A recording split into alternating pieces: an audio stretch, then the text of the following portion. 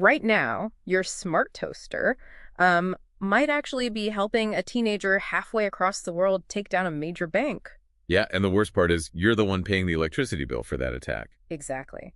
So today we are jumping into an exploration of some fascinating source material. It's a technical design document that treats your residential apartment not like a cozy home, but, like a high-stakes industrial site that needs serious hardening. Which is so necessary right now. I mean, we're looking at research on global botnets, acoustic attacks, and just, well, the steps you need to turn your living space into an actual digital fortress. Right. And let's start with why your home is a target in the first place. I mean, it's not always about stealing your bank passwords, is it? No, not at all. It's really about your clean reputation. Hackers want your $50 router because it has a residential IP address. To a security filter, it just looks like a real normal person. Huh, makes sense. So they're hiding behind your IP. Exactly. And the sources point to a recent example, this vulnerability called CVE 2025-1R948. Attackers used it to hijack, I think it was 13,000 MikroTik routers. 13,000, wow. Yeah, and it's not targeted. It's this automated conscription into a massive robot army. Let's actually break down how they get in. The material says it's a buffer overflow in the REST API. But, in plain English, what does that actually mean? So think of your router's memory like a glass of water. Okay. A buffer overflow is basically like someone trying to pour a whole gallon into that tiny glass. The water spills over, right? But in a computer, that digital spill lands directly on the system's control buttons. Oh, I see. So the attacker sends this massive, specifically crafted command to overflow the space. Right, and it overwrites the system's instructions. Suddenly, the hacker is in the driver's seat.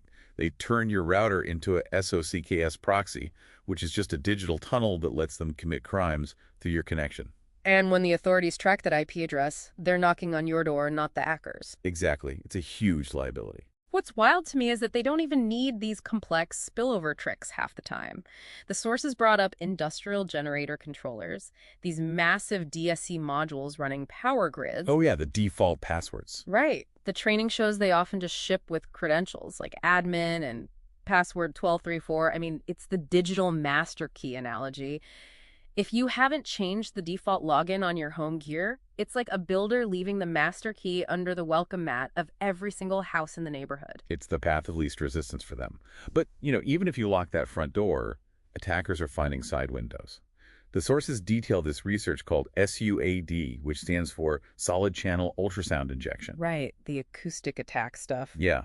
It shows that attackers can actually trigger voice commands on your smart assistants using these ultra-high frequencies that human ears can't even hear. Okay, I have to push back on this a little bit. Is this practical? Is a hacker really going to stand on a ladder outside my third-floor apartment with an ultrasonic ray gun? It feels very spy movie. It does sound like a movie, I'll give you that.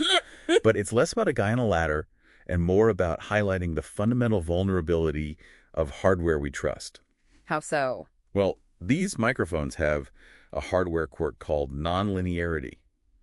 Think of it like a ghost voice popping up on an old radio because of signal interference. Oh, sure. The mic is built for human speech. But when it gets hit with these inaudible high-frequency waves, the hardware accidentally translates them down into the audible range. Wait, really? So the speaker actually hears it? Yep. The smart speaker thinks you just walked in and said, "Unlock the front door," even though the room was completely silent to you.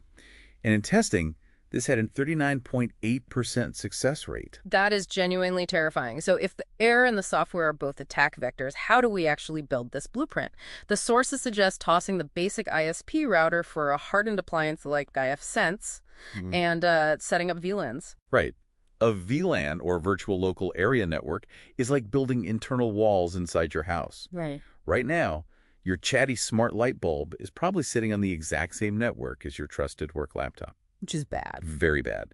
If a hacker compromises that cheap bulb, they can just move east-west across your network right over to your laptop. By segmenting them, putting the dumb IoT devices in their own virtual room, you quarantine the threat. So the rule of thumb from the material is, if a device has a camera or mic and it costs less than a nice dinner, put it in the kiddie pool network. It does not get to talk to your laptop. Period. Absolutely. But the blueprint also gets into physical hardening, like shielded cables and acoustic hygiene. I guess my question is security versus sanity, right? Is this too complex for normal people? It's definitely a balance, but it's about defense in depth. Shielded Cat6a cables stop your data from leaking via electromagnetic signals.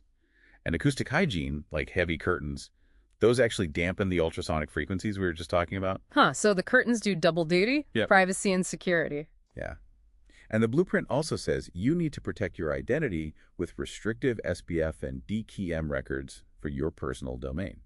Right, the email verification. Exactly. It acts like a verified digital signature, Mm. so if your network is compromised, a hacker can't spoof your identity to scam your friends or clients. Got it. So the big takeaway here is that security isn't just a one-and-done weekend project. It's an operational practice. You have to assume the perimeter is always under pressure. 100%. Especially with AI-assisted reconnaissance now. These tools can just sit there watching your network traffic for weeks, learning your normal patterns. Like when you're at work or when the network is asleep. Right.